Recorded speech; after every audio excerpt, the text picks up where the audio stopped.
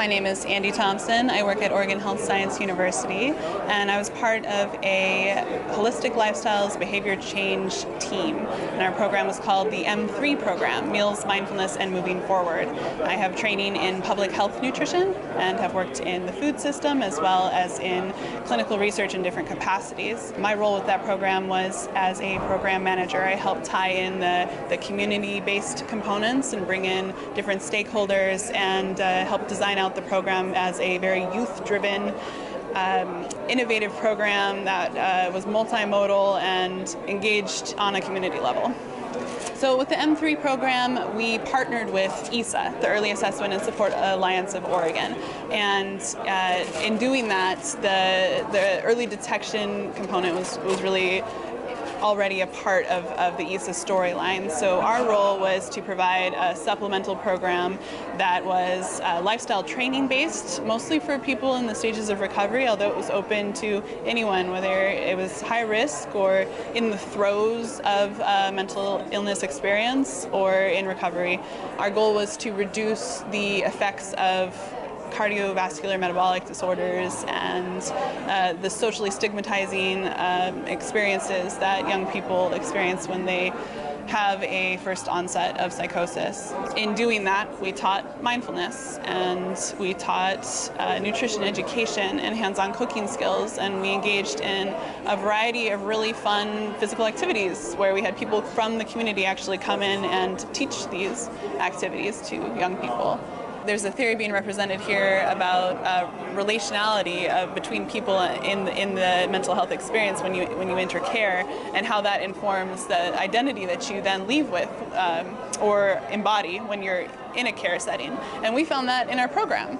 We weren't expecting to at all, and we found this really fascinating finding that people came through this program that was not a clinically based program, it was a community based program, and because it was community based, it had no aspect of diagnosis to it and no clinical components, that everyone was equally working towards the same goal of improving their own health and well-being and whatever that meant for them. It was this freeing space where they could be who they really felt like they were, and it formed this sense of dignity and group cohesion that allowed them to then increase their own resilience and have hopefulness that they would be able to actually change their health status. And at the end of our program, we then also asked, what do you want to see next? Like, what would be the most useful thing? And pretty unanimously, we got additional resources in hand. People were referencing wanting to access it as a mobile app. There's a lot of apps being designed here as well. So there's just these common themes of this youth-driven approach, this new culture of care, discussions, integration, holistic modalities. It's beautiful. One of the things that I heard here was switching from a quantitative approach to measuring mental health and where people are at different stages of recovery to a functionality criterion. That makes a lot of sense to me. If that's the goal, is to keep people on a stable plane rather than these identity and psychological and other side effects that then happen when you have a diagnosis that puts you into this totally different system.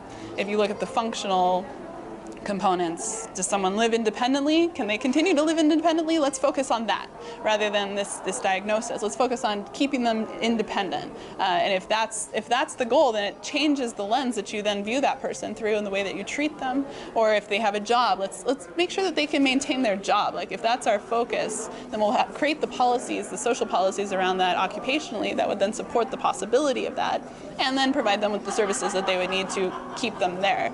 So there's all these different ways where you could look at a functional approach.